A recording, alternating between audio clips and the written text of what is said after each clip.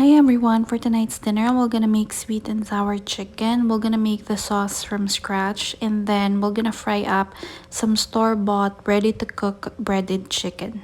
For the vegetable, I'm just gonna thinly slice some carrots. They don't usually add carrots in sweet and sour, but I don't have any pineapple, so I'm replacing it with some carrots. And then we're gonna mince 2 cloves of garlic and cut in an inch chunks our bell pepper and 2 onions. I know this isn't really necessary because they'll eventually separate from each other during the cooking process, but here I am separating the layers of the onions because I feel like this is better.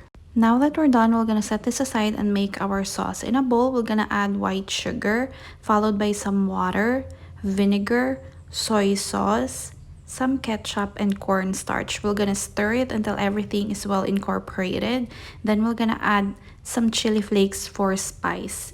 In a pan, we're gonna heat some oil and saute our garlic, followed by some carrots, and then our onion and bell pepper. We're gonna cook it for 2 minutes and then we're gonna take it off from the heat. We're gonna set this vegetable aside, and on the same pan we're gonna cook our sauce until it thickens.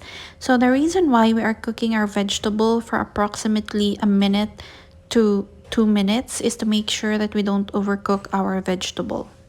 Now that the sauce has thickened, we're gonna remove the pan from the heat and set it aside.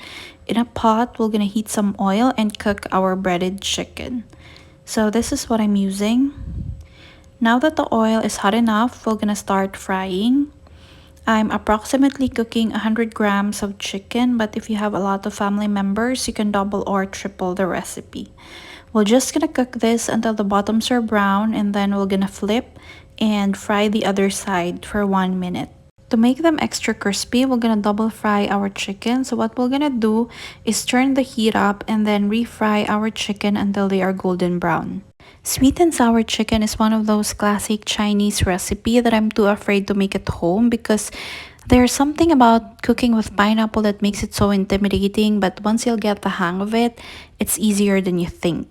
Now that our chicken are cooked, we're gonna remove the oil from the heat and we're gonna turn our sauce back on stove on low. So I've removed or I've taken out most of the sauce because I've made a lot and I'll be using them for future recipes. So here I am coating our chicken with the sauce, and then I'm gonna add our vegetable and we're gonna cook this for a little bit until everything is well incorporated.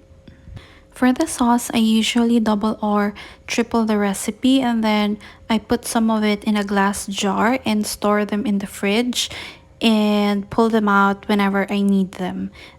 I know this doesn't really qualify as the classic Chinese sweet and sour chicken because I wasn't able to add pineapple, but if you have pineapple, just cook them together with your bell peppers and your onion for a minute or 2.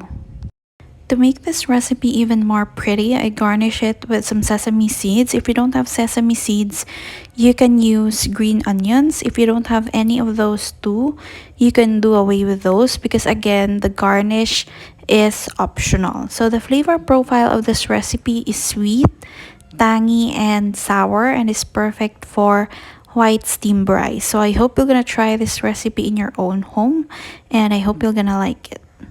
Bye!